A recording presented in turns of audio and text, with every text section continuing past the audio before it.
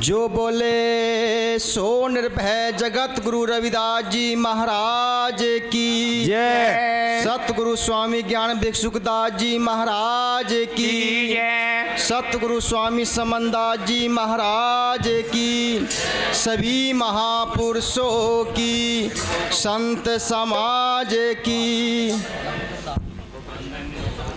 देखिए गुरु प्रेमियों,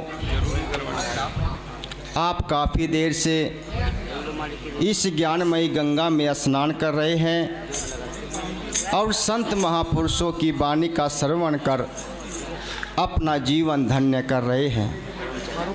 गुरु प्रेमियों, जिन वाणी का आप श्रवण कर रहे हैं, इन वाणियों को संत महापुरुषों ने बड़ी तपस्या की, उपवास रखे, बड़ा परिश्रम किया।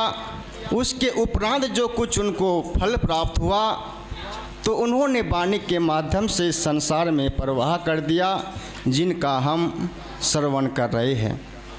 गुरु प्रेमियों, ये वाणी है जो श्रद्धा के साथ, प्रेम के साथ, आस्था के साथ गुरु महाराज जी के वाणी का श्रवण करते हैं तो उन मनुष्य का जीवन धन्य हो जाता है।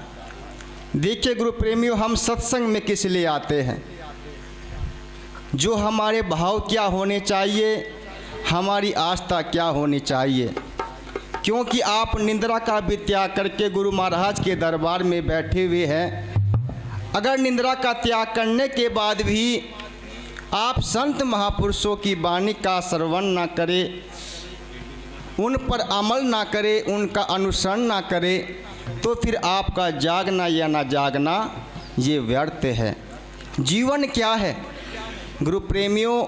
जब मनुष्य का जीवन होता है, इस संसार में आते हैं तो उसकी सांस तो होती है पर नाम नहीं होता है, और जब मृत्यु होती है तो उसका नाम तो होता है पर श्वास नहीं होते हैं।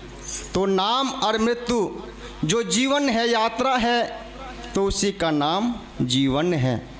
तो गुरु प्रेमियों, जो हमें मनुष्य का जीवन प्राप्त हुआ है तो किस लिए, हमें क्या करना चाहिए, क्या नहीं करना चाहिए। जैसे कि हमारे संत महापुरुष, संत शिरोमणि सतगुरु रविदास महाराज जी ने हमको प्रेम का पाठ पढ़ाया, प्रेम का संदेश दिया, तो ऐसे ही सतगुरु स्वामी समनदास महाराज जी ने भी हमको प्रेम का पाठ पढ़ाया, हमको एक प्लेटफार्म दिया और जो ये बाग लगाया। तो गुरु प्रेमियों, हमें इसकी देखभाल करनी चाहिए, दिलो जान से आस्था के साथ गुरु महाराज का प्रचार प्रसार करना चाहिए और अपने महापुरुषों का सम्मान करना चाहिए, और जो उनकी विचारधारा है उस पर चलना चाहिए, जब भी हमारा जीवन मंगलमय होगा। एक बार की बात है, एक संत के पास एक सेठ जी रहते थे।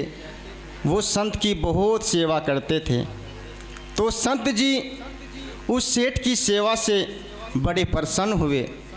तो संत ने कहा कि सेठ जी, आपने हमारी सेवा की, अब हमारा यहाँ से चलने का समय हो गया, अब हम दूसरे स्थान पर जा रहे हैं, लेकिन हम आपकी सेवा से बड़े खुश हैं, बड़े प्रसन्न हैं, तो हम आपको एक चीज़ देना चाहते हैं।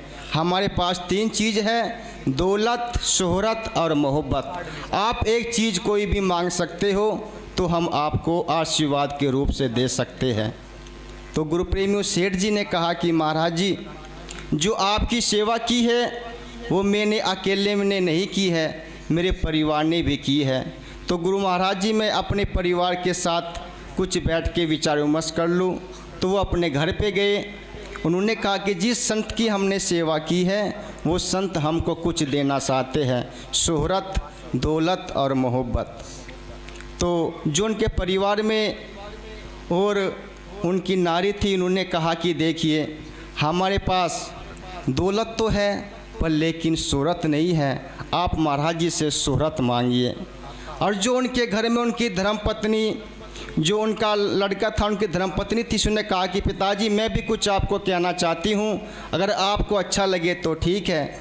देखिए, शोहरत भी मिल जाएगी, दौलत भी मिल जाएगी अगर हमारे घर में मोहब्बत हो जाए तो अच्छी बात है। तो वो उनकी बात से प्रसन्न हुए, तो वो संत के पास आए। संत से कहा कि महाराज जी, आप हमको देना चाहते हो तो आप हमको मोहब्बत दीजिए। तो गुरु प्रेमियों, संत महापुरुष ने उनको आशीर्वाद दिया कि आपके परिवार में मोहब्बत बनी रहेगी। तो गुरु प्रेमियों देखिए, जिस प्रकार घर में मोहब्बत होती है तो वहाँ दौलत भी होती है, और दौलत के साथ साथ फिर शोहरत भी होती है। और जिस घर में प्रेम नहीं होता तो उस घर में फिर कुछ भी नहीं टिकता है।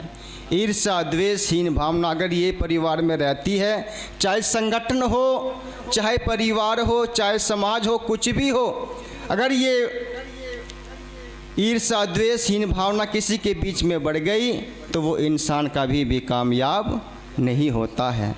तो इसलिए गुरु प्रेमियों, हमें जो संत महापुरुषों ने रास्ता दिया है उस पे चलना चाहिए। उन संत महापुरुषों की वाणी का श्रवण करना चाहिए, क्योंकि जो संत महापुरुष संसार में आते हैं वो अपने आप को कष्ट देते हुए इस जन समाज का कल्याण करते हैं। जिस प्रकार से सूर्य होता है वो तपन महसूस करता है, पर लेकिन इस संसार को वो प्रकाश देता है। तो ऐसे गुरु प्रेमी जो संत महापुरुष होते हैं, गांव-गांव घूमकर प्रचार प्रसार करते हैं। जैसे कि आज संत आपके ग्राम में बैठे हुए हैं, कल उनका सत्संग कहीं और होगा तो वहाँ पे जागेंगे, परसों कहीं और सत्संग होगा तो वहाँ पर जागेंगे। किस लिए? इस संसार को जगाने के लिए, इस समाज को जगाने के लिए कि आप भी जागिए। जो आपका रास्ता है, आपका लक्ष्य है, उससे आप भटक रहे हैं, अपने रास्ते पे आइए, अपने लक्ष्य को बनाइए। नहीं तो संसार तो कुछ कुछ बोलता है। अगर कोई प्राणी सीधा चला जा रहा है, वो किसी को नहीं देख रहा है, तो संसार क्या कहता है कि भाई देखिए कितनी इसके अंदर अकड़ है, बिल्कुल सीधा चला जा रहा है। अगर कोई इंसान इधर उधर देख के चल रहा है तो बोलते कि उसके तो जो आँखें हैं उसके बस में नहीं है, इधर उधर देख के चल रहा है। अगर कोई इंसान नीची देख के चल रहा है तो संसार बोलता है कि इसने कोई गलत कार्य किए होंगे इसलिए नीची देख के चल रहा है। तो इसलिए गुरु प्रेमियों, आपको अपना लक्ष्य बनाना चाहिए, क्योंकि मंजिल उन्हें मिलती है जिनके सपनों में जान होती है। मंजिल उन्हें मिलती है जिनके सपनों में जान होती है। पंखों से कुछ नहीं होता, हौसलों से उड़ान होती है। तो गुरु प्रेमियों, अपने अंदर हौसला रखिए। अगर आपका हौसला टूट गया तो फिर सब कुछ बिखर जाएगा। अगर हमारे घर में कोई बीमारी भी हो जाती है तो इंसान इसमें बिखर जाता है, वो टूट जाता है। पर गुरु प्रेमियों, कुछ परमात्मा टूटने के बाद ही उसको उभारता है।